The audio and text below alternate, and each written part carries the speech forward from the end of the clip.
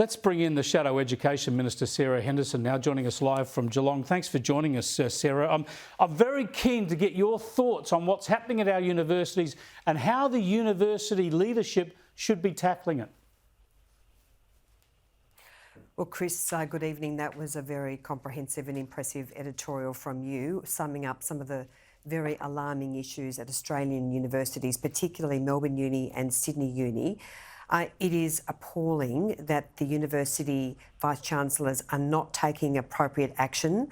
The fact is, Chris, there are very comprehensive policies which safeguard students against intimidation, threats of violence, harassment and the like, and they are not enforcing those policies. And we have seen the weakest education minister ever in the shape of Jason Clare, who frankly, if he can't do the job, he should go, because there is much more that universities should be doing to ensure that campuses are safe for all students, of course, particularly Jewish students as well as Jewish staff.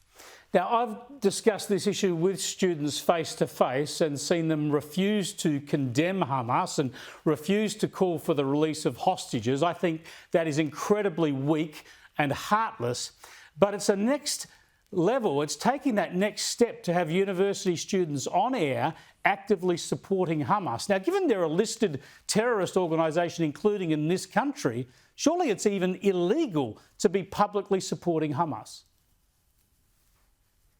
Well, why hasn't the universities, particularly Melbourne and Sydney, called in the police? I mean, there are very strong criminal sanctions against racial vilification. This is blatant threats of violence to some students at universities, Chris. Shockingly weak leadership. I do note the Vice-Chancellor of Sydney, Mark Scott, has said he is investigating some matters, but frankly, this is not nearly enough. And why are the encampments allowed? You are not allowed to camp overnight at any university, and yet the leadership of the universities is tolerating this sort of behaviour. I'm very impressed by what I've seen from the likes of Princeton University in the US, where they have time and place protests.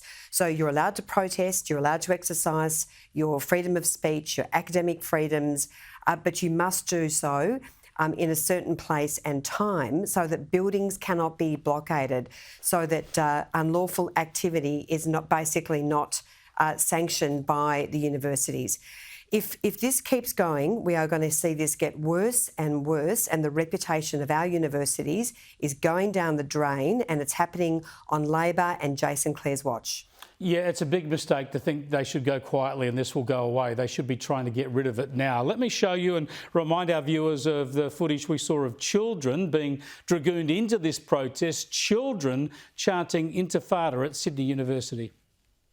Intifada! Intifada! Intifada! From the river to the sea, Palestine will be free. From the river to the sea, Palestine will be free. 5, 6, 7, 8, Israel is a terrorist state. Yeah, Sarah, as education spokesperson, the concern about children being chanting intifada, which is an armed uprising which has led to terrorist attacks on Israelis for many, many decades, and the fact that this child protest was orchestrated and endorsed by another academic, Randa Abdel-Fattah from Macquarie University. She's in receipt of government grants to do research on areas like Islamophobia and the like. I mean, what are we doing throwing money at her to sow division in our community along such dangerous fractures? Well, Chris, I've called for that grant, a very substantial amount of money, $837,000, to be terminated. Again, the Education Minister Jason Clare has refused to intervene, which is absolutely pathetic, absolutely spineless. It is very clear this academic has breached the responsible code of research, which applies to every Australian Research Council grant. She should be sacked from Macquarie University. The indoctrination of children, encouraging them to make these threatening and violent chants, is absolutely appalling. And the fact that Sydney University hasn't banned this academic, I mean, what the hell are they doing, Chris? I am just becoming more and more angry as each day passes with the weak and pathetic leadership from our universities and from this Labor government. She needs to be sacked. The ARC grant needs to be cancelled. And frankly, The Minister also needs to investigate whether that money needs to be refunded, because one of the fundamentals of conducting responsible research is to treat people with respect. And researchers are also compelled to follow all the university guidelines and policies and laws, and there's no way that she's complied with university policy. So on that basis alone, she does not deserve this grant. And as I say, Chris, it just shows the pathetic and weak leadership from the Education Minister that he hasn't taken the appropriate action on this academic. Well, don't lose that anger, Sarah, because I'm certain it's shared by most sensible Australians. Thanks so much for joining us.